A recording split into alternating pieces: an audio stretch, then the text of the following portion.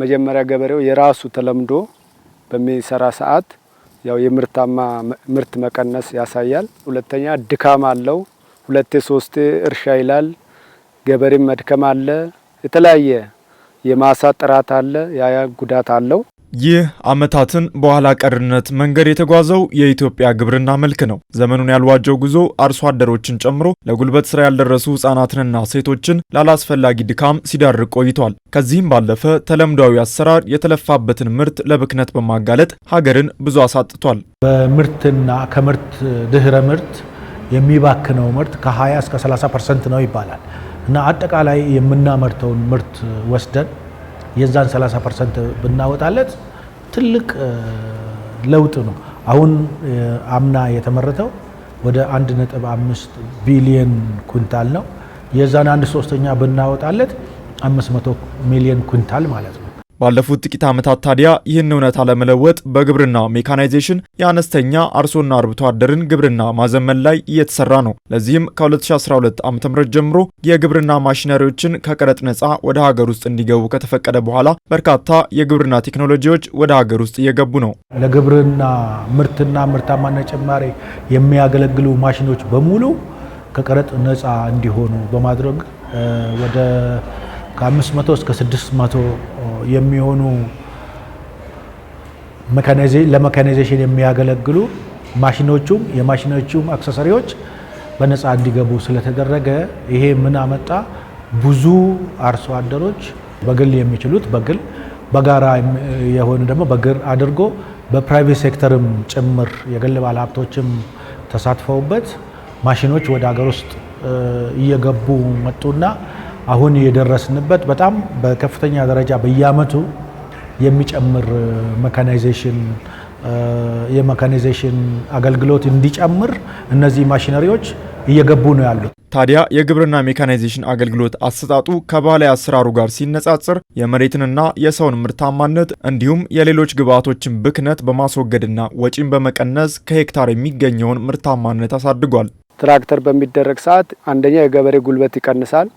ሁለተኛ ከስር ያለው የመሬቱ ማዕድን ይገለበጣል፣ አዲስ ማዕድ ይወጣል። ያ ለምርታማነት ጥቅም ይሰጠናል ማለት ነው። ማሽን ምንም ብክነት የለም። መጀመሪያ ሸራ አለ፣ ሸራ ይነጠፋል። ውድማም ይባላል፣ ውድማ ይለቀለቃል፣ በባላው ይለቀለቃል። ምንም አንዳች ብክነት የለው። ብክነቱ እንደውም የድሮ በተለምዶ በበሬ ያረግን መንሽ እንደዚህ ስንል መንሹ ንፋስ ምርቱን ይዞ ይሄዳል።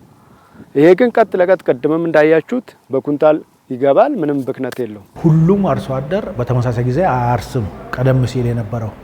አሁን ግን በተመሳሳይ ጊዜ አርሰው በተመሳሳይ ጊዜ እንዲዘሩ እና የምርምር ውጤት እንዲጠቀሙ የምርምርን ምክረ ሀሳብ እንዲጠቀሙ ያ ደግሞ ምርታማነት ላይ ከፍተኛ ጭማሪ ያመጣል። ስለዚህ ከመዘራቱ በፊት የነበረው እና በመዝሪያ ወቅት የነበረውም ምርታማነት ይጨምራል። ከተዘራ በኋላ የሚባክነው ይቀንሳል። ይሄ ሁለቱ አንድ ላይ ተደምሮ ምርታማነታችን ላይ ትልቅ አጠቃላይ የሀገሪቷ ምርት ላይ ትልቅ ተጽዕኖ ይኖራል። የግብርናው መዘመን በአጨዳና በውቂያ የሚፈጠረውን የምርት ጥራት መጓደልን በማስወገዱ በገበያ ተወዳዳሪና ተፈላጊ ዋጋውም ከፍተኛ የሆነ ምርት ለሀገር ውስጥ ኢንዱስትሪና ለውጭ ገበያ የማቅረብ እድልንም አስፍቷል። በማሽን የተወቃ ስንዴም ይሁን ጤፍም ይሁን ለዘር መሆን ይችላል።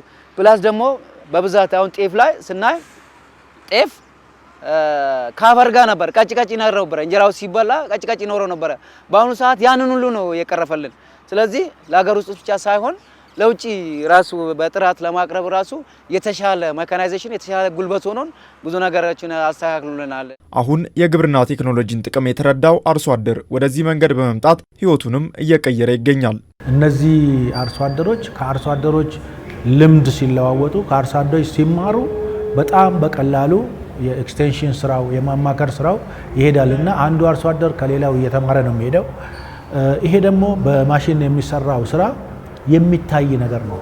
የሚታይ ነገር ነው። አርሶ አደር ራሱን ቤተሰቡን ኢቭን ሰው ቀጥሮም የሚያሰራውን ስራ በማሽን በቀላሉ አጭዶ ወቅቶ ጎተራ ውስጥ እንዲገባ ያደርጋልና ሲታጨድም ይባክናል፣ ከዛ ተጓጉዞ ሲከመርም ይባክናል፣ ሜዳ ላይ ሲወቃም ይባክናል፣ እንደገና ጎተራ ሲገባ ድረስም ይባክናል።